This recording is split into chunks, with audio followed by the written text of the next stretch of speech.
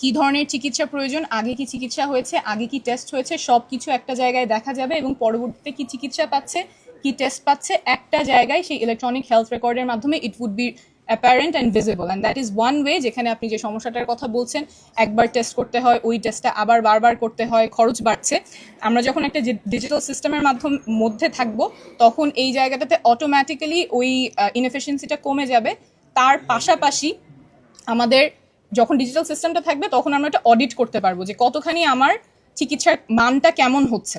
এখন পর্যন্ত কিন্তু আমার যখন 5টা জায়গায় আমি যাচ্ছি, একটা কন্টিনিউয়াস ট্রেইল নাই যে আমি কিভাবে রোগীর সেবা কেমন হচ্ছে সেটা অডিট করার অবস্থা নাই। কিন্তু আমার যখন ডিজিটাল সিস্টেম থাকবে, তখন আই ক্যান অডিট যে কোন জায়গায় কোথাও কি আমাদের অপ্রয়োজনীয় কিছু টেস্ট হচ্ছে কিনা, বা ওষুধ যেটা প্রয়োজন নাই সেটা হচ্ছে কিনা।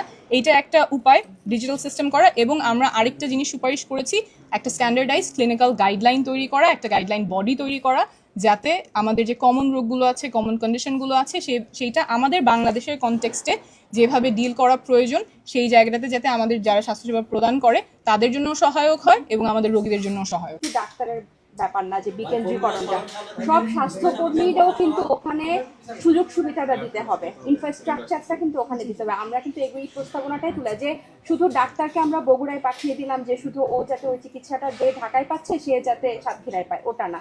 সকল স্বাস্থ্যকর্মীর পুরো ইনফ্রাস্ট্রাকচারটাই যাতে চেঞ্জ হয়, যে যে চিকিৎসা আমি এখানে বসে রাজধানীর প্রাণকেন্দ্রে বসে পাচ্ছি, সে একই চিকিৎসা সে তেঁতুলিয়াতে বসে পাবে, যাতে পুরো প্রক্রিয়াটাই চেঞ্জ হয়। আমরা ইনগো টাইমে সিবিসি সব হাসপাতালে সমান করে দেওয়া হয়েছিল, ঠিক আছে, যে সিবিসি স্কয়ার হাসপাতাল হোক, সরকারি হাসপাতাল হোক, সবাই সেম।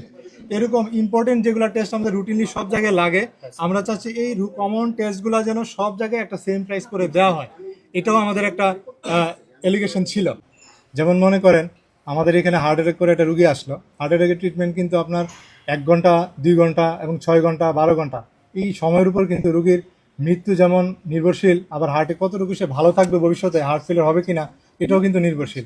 সাথে সাথে যেমন ধরেন ব্রেন স্ট্রোক করা রুগী, একটা রুগী ব্রেন স্ট্রোক করলো, সে দিনাজপুর থেকে আসতেছে, আস্তে আস্তে কিন্তু 2 দিন 1 দিন চলে যাচ্ছে রাস্তার মধ্যে। তো এখন এই রুগীটা কিন্তু 4 ঘন্টার মধ্যে আসলে তাকে যদি আমরা একটা ইঞ্জেকশন, দামি ইঞ্জেকশন দিতে পারি, এই রুগীটা কিন্তু আর এক সাইড প্যারালাইসিস করে নাও থাকতে পারে যদি রেসপন্স করে, এবং রেসপন্স রেট ভালো। এই রেসপন্সটা হইলে রুগী কিন্তু আর স্ট্রোক করে পড়ে থাকতে হবে না বিছানায়। তাহলে এটা কেন হচ্ছে? এক্স্যাক্টলি।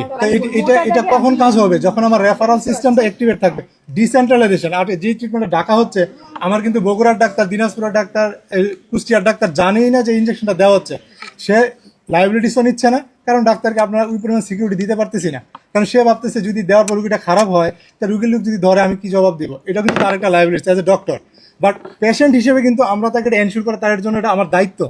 এই দায়িত্বটা ডিসেন্ট্রালাইজেশন যদি করা হয়, ডাকার যে ট্রিটমেন্টটা পাচ্ছে ইমার্জেন্সি বা গোল্ডেন আওয়ার, সেটা যদি আমি পেরিফেরি দিতে পারি, তাহলে তার যেমন লাইফ সেভিং হচ্ছে, আবার তার কিন্তু ক্যাপাবিলিটি বাড়তেছে। আমার ট্রিটমেন্টটা এটা তো দিনাজপুরের লোক ঢাকা এসে পাবে না 4 ঘন্টায়, সম্ভব না।